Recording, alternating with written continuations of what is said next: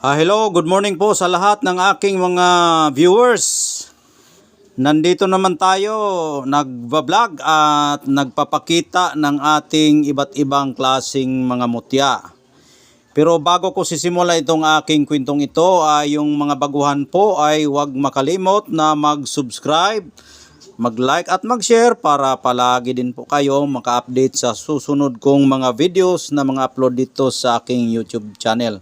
Magandang oras po no, ito po ang aking mutya na ipapakita sa inyo ay isa-isahin ko po ito sa pagbasa para ito po ay inyong maintindihan upang inyong malaman kung anong klaseng mutya na andito sa aking hinahawakan. Ngayon po ay sisimulan ko na ang aking kwentong ito ay kung natapos na ninyo nag-subscribe, sisimulan ko na po. Ito po ay isang klaseng mutya na tinatawag nila na aligi o tinatawag nila na yung kuan sa alimango. Pero hindi ito sa alimango galing, ito po ay galing sa ilalim ng kuweba na nakikita ko po ito nakapatong sa ilalim ng bato sa kuweba at ito po ay isa sa pinakamagandang bato na nagliliwanag sa tuwing gabi na ito ay tinatawag na santilmo. Itong batong ito ay isa po itong santilmo na kung tag-ulan, lumalabas po ito ang kanyang espiritu at ito po ay nagliliwanag sa hating gabi mas lalo na kapag tag-ulan. Minsan lalabas po yan ay alas 8, alas 9 diyan sa kabundukan. Basta tag-ulan, lalabas po yung santilmo. Ito po ay minamanmanan ko po kung saan galing po yung ilaw ng santilmo. Nilapitan ko po at nasundan ko po, papasok siya sa kuweba. Ngayon, tinandaan ko kung saan banda yung kanyang ilaw na humihinto. Ngayon, pagdating na mga alas 12, natapos na yung ilaw na aking sinusundan, huminto siya doon at ito po ang aking nakikitang bato na ang kulay niya ay kulay pulang-pula na parang dugo na patay. Ayan po, parang dugo ng patay. Siguro kung nakakita na kayo ng siyempre nakita na kayo kung magkatay kayo ng mag-ihaw kayo ng manok, may dugo po yan, ganito po ang itsura niya. Ito po ay dugo ito ng siguro nung World War II o mga dugong namamatay na tao at doon sila na kuna ng buhay at tumulo yung dugo doon. Siguro kung hindi nabasa-basan yung tao na namatay, yun ang dahilan na sila po ay nagkondinar.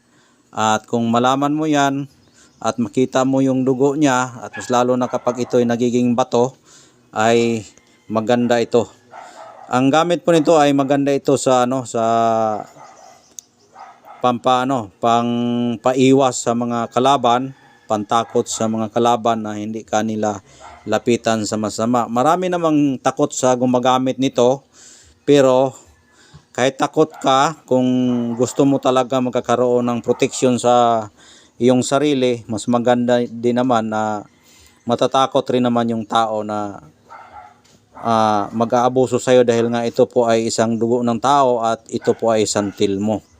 Ayan, santilmo po ito. Ulitin ko po, ang pagkakuha po nito ay minamanmanan ko po yung santilmo kung saan siya banda pumasok dahil nga sabi ng mga tao na mga matatanda kapag makakuha ka daw ng santilmo, ipasok mo daw yan sa kaldero tapos takpan daw ng maraming pera kung saan banda hinto yung mawala yung takip na pera, yun ang bayad. Pero ako tinistingan ko talaga kung gaano katotoo yung mga matatanda, kaya nilapitan ko, nagdala rin ako ng kaldero kasi gusto ko sanang ipasok. Ngayon, imbis na lumapit ako, nagpapalayo siya hanggang pumasok ito sa kuweba. Pagpasok niya sa kuweba, minamanmanan ko kung saan banda ang kanyang pagkamatay. Ibig sabihin, yung pagkamatay po kasi, mamatay po yung ilaw sa liwanag ng kanyang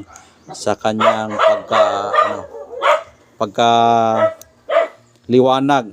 Siyempre pag umatay, liwanag. Marami kasing patay. Patayin mo yung ilaw, patayin mo yung kuryente, patayin mo yung gripo, di ba? Maraming mga meaning. Kaya kayo na po umintindi. Siyempre, pagpasok yan, biglang namatay doon.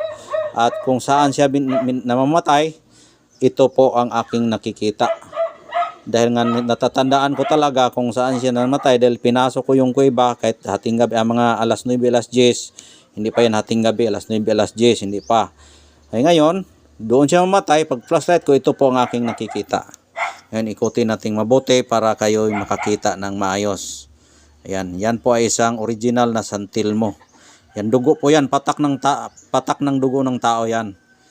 Ayan, kaya yan ang dahilan na siya ay nag-form kasi nagkondina o nagmumulto, kung tawagin nagmumulto na siya dahil hindi siya nabasbasa ng ating pare. Maraming nagbabasbas din, hindi lang pare, mga pastor, yung bago ilibing.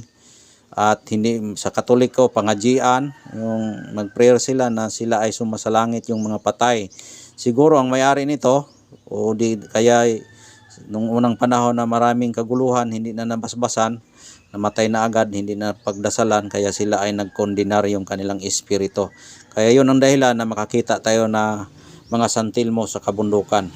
Kung titingnan yung mabuti yung bato, para talaga siyang dugo. Dugo siya dahil nga ito dugo talaga siya na nagiging bato. Yan po ang yan po ang kwentong ito. At sa nagtatanong po kung ano ang gamit nitong San Telmo na bato, maganda ito sa proteksyon. At kapag tag-ulan, ikaw pagdala mo ito, para ka ring San Telmo na mag-iliwanag-liwanag ka, maglalakad-lakad ka kung titingnan ka. Pero kung hawak mo na ito, yung tao na lumalapit sa iyo, may takot sa iyo kapag ang taong may dala nito. Matakot siya, hindi siya basta-basta maggambala sa iyong buhay. Ayun, ibig sabihin po, panipas din po ito. Sa mga trahedya, panipas ito. Ang paggamit ito, palutin mo lang ng pulang tela. Siyempre, hindi natin kalimutan yung pagdarasal ng ating Panginoon Diyos na sana po ang may-ari nito ay naway gabayan po tayo saan tayo maglalakad upang sila ay magproteksyon sa atin kung ano ang ating ginawa. Yun lang po ang pagtatangan nito. Magdasal rin tayo para natin tungkol dito sa ating nakukuhang mutya ng San Telmo. Madali lang magdasal. San Telmo, kung sino ka man, magbigay ka ng panaginip sa akin at gabayan mo ako sa iyong kaluluwa kung saan man ka naroroon, dahil ito po ang ebidensya na ikaw po ay huminto dito sa iyong pagkaliwanag na nagpapakita ka sa akin upang ibigay mo sa akin para makatulong din sa tao, kahit kaninong tao, basta yun ay mapasayo itong batong ito, ay naway patnubayan nyo kami na kayo'y na may-ari nito, lalong-lalo sa ating Panginoon na ikaw po ay gumagabay po dito. Dahil nga itong ebidensya na siya ay nagiging bato na yung dugo ng San Telmo na kung tawagin, nagkondinar yung kanyang espiritu. Naway kung madala natin yan, ang yung espiritu ay palaging nanatili sa ating katawan. Yun lang po ang pagdarasal para palagi siyang nagbabantay sa atin. Dahil hindi na ito babalik sa dati dahil hindi natin alam kung anong pangalan sa may-ari ng dugo ng San Telmo na ito. Kaya ang ating hilingin lang, magdarasal tayo sa Panginoon. Hihilingin natin na ang kanyang kaluluwa ay palaging nakasunod sa atin. Ibig sabihin, meron na po itong gabay na espiritu sa may-ari na patay na ito. Yun lang po ang paggamit niyan.